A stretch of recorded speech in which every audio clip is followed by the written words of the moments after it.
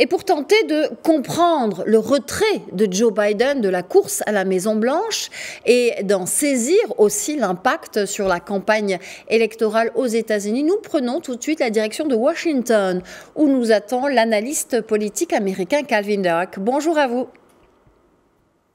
Bonjour. Alors Kamala Harris est donnée favorite pour remplacer donc Joe Biden. Elle doit prononcer aujourd'hui sa première allocution en tant que candidate. Hier, une levée de fonds a permis de recueillir auprès des militants près de 50 millions de dollars en une seule journée. C'est un record. Tous les candidats potentiels n'ont pas encore dit leur dernier mot. Qui pourrait encore s'opposer à l'actuelle vice-présidente selon vous, Calvin Dark? Oui, je crois que personne, parce que, bien, il y a beaucoup de démocrates qui peuvent être un candidat fort contre Donald Trump. Il y a aussi beaucoup de démocrates ambitieux qui veulent être président. Mais maintenant, après le soutien de Joe Biden pour la vice-présidente, suivi par des personnalités démocrates très connues, j'imagine qu'il n'y a pas de démocrate qui veut se présenter contre la vice-présidente, contre la première femme, la première afro-américaine. Alors, je crois que la course à regarder, c'est la course à la vice-présidence, c'est-à-dire le candidat qui va accompagner Kamala Harris dans la campagne. Et tous ces démocrates, tous les gouverneurs des États swing, je crois qu'ils vont se présenter pour ce poste, pas pour la présidence.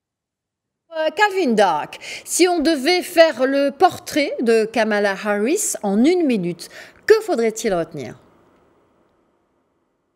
C'est très important de savoir, elle est démocrate, bien sûr, mais elle n'est pas gauche-gauche, elle n'est pas liberal, radical left, comme le ancien président Donald Trump a dit.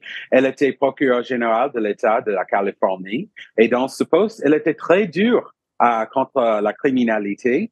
Après, elle était sénateur de l'État de Californie. Et aussi, pour le premier mandat de Joe Biden, elle était vice-présidente. Elle a 59 ans. Alors maintenant, l'image, c'est l'inverse. C'est Donald Trump, le plus vieux candidat dans la course. Et ça va être un avantage pour Kamala Harris. Eh oui, justement, la candidature de Kamala Harris semble prise très au sérieux par le camp républicain. A-t-elle une chance d'ailleurs face au rouleau compresseur Trump que prédisent les sondages américains selon vous? Je sais que il y a des soucis chez la campagne de Trump quand il a dit qu'il veut être remboursé pour tout l'argent qu'il a dépensé pour concevoir une campagne contre Joe Biden. Et je crois que on va voir le mouvement dans les sondages, mais il faut savoir qu'aux États-Unis, il n'y a pas une majorité qui veulent Donald Trump.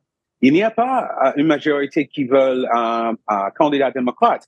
Mais il y a une majorité qui ne veulent pas Donald Trump du retour à la Maison-Blanche. Et si Kamala Harris peut gagner le soutien de cette majorité, elle va gagner. Alors, Calvin Dark, vous le disiez tout à l'heure, du haut de ses 59 ans, Kamala Harris affiche une image de jeunesse face aux candidats républicains. De quoi bouleverser la stratégie de Donald Trump. D'ailleurs, il n'a pas hésité à dire qu'elle sera encore pire que Joe Biden. Comment expliquer la virulence des propos formulés par Trump à l'endroit des démocrates et notamment aujourd'hui à l'égard de Kamala Harris? Malheureusement, c'est juste le début.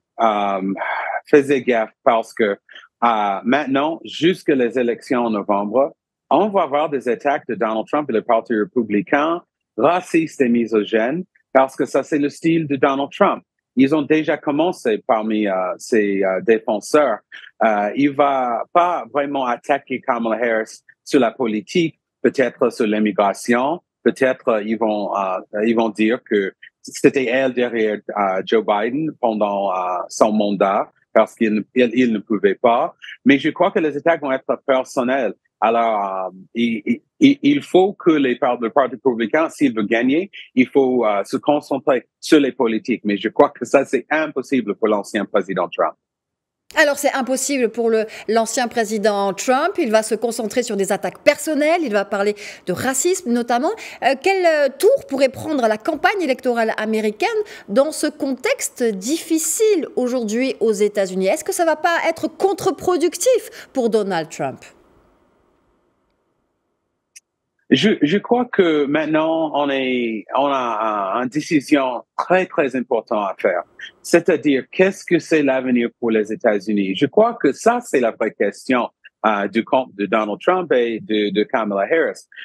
Kamala Harris, elle a des challenges parce que taux d'approbation de Kamala Harris, c'est à peu près la même chose de Joe Biden. Mais pour cette élection, ça va pas être un bilan ou un programme politique. Ça va être vraiment quelle direction pour le pays. Et je crois que Donald Trump, il va avoir des difficultés à en articuler pourquoi sa vision pour l'avenir est mieux que celle du Parti démocrate. Alors, Joe Biden est, lui, aujourd'hui, un président en fin de mandat. Cette semaine, il devra gérer un premier rendez-vous important avec la visite du Premier ministre israélien qui s'exprimera mercredi devant le Congrès. Quel impact ce retrait de Joe Biden aura-t-il, selon vous, sur cette visite du Premier ministre israélien aux États-Unis?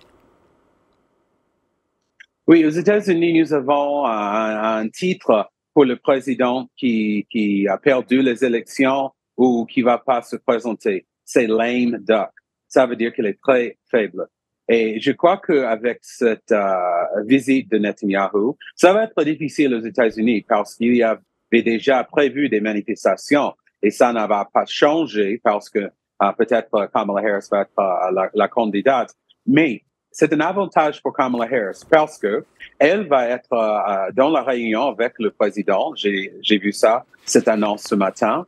Mais tout le bagage, tous les challenges qui viennent avec la politique de Biden, surtout chez les libéraux, les jeunes, la communauté musulmane, c'est pas forcément un challenge pour Kamala Harris. Elle a une opportunité pour reformer la politique vers Israël, surtout pour ce qui se passe à Gaza. Et je crois qu'elle va profiter de cette opportunité cette semaine de se distinguer de Biden pour ce qu'elle va aller faire ou va faire avec Israël.